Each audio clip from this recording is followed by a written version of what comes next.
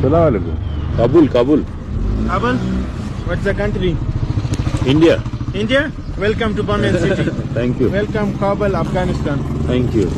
India, Afghanistan, brother. Yes, I know. Shukr. Welcome, bye. Yeah? Okay. No problem. No passport, no maktub. Ijazatnama.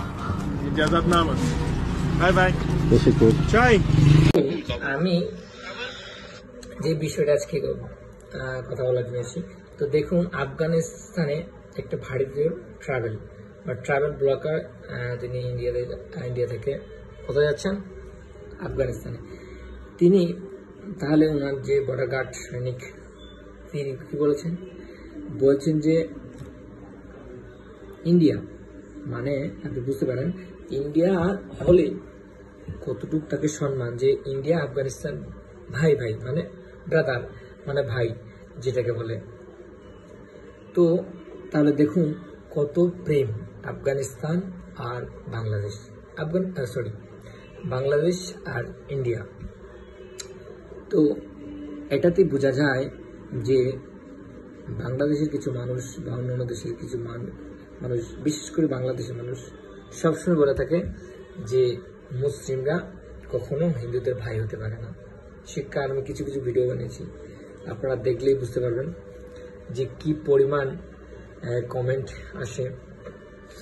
তারপর তিনি বলেছেন যে ভারত থেকে কেউ যদি আফগানিস্তান আছে, কোনো পাসপোর্ট লাগবে না, কোনো ভিসা লাগবে না, বলেই দিল ভিডিওর মধ্যে, আপনারা দেখতেই পাচ্ছেন। তো দেখেন কত প্রেম, তারা কি ধরনের ভারতবাসীকে ভালোবাসেন, আর ভারতবাসী প্রতিটা মানুষই আফগানিস্তানকে ভালোবাসেন। কেন কিন্তু অন্যান্য দেশ কেন সেটা বুঝতে পারে না, যেমন বাংলাদেশ, পাকিস্তান, এরা কখনো বুঝতে পারবে না। তাই আফগানিস্তানের জনগণের কাছ থেকে শিখতে হবে।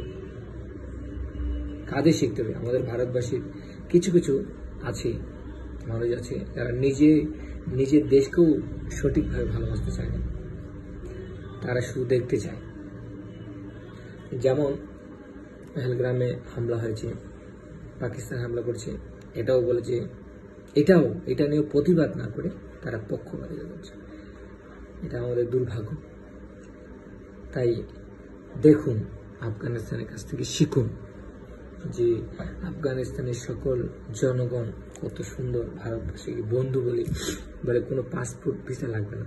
দেখুন এখানে একজন পোস্ট করেছে, আমি ভিডিওটা, তারপরে আমি ক্যাপশন করছি যে আফগানিস্তানে এক ভারতীয় পর্যটক রুটিন পাসপোর্ট চেকের জন্য আটকেছিলেন, মানে তালিবানের যে বাহিনী ভারতের একজনকে আটক করেছিল। তো এটা স্বাভাবিক।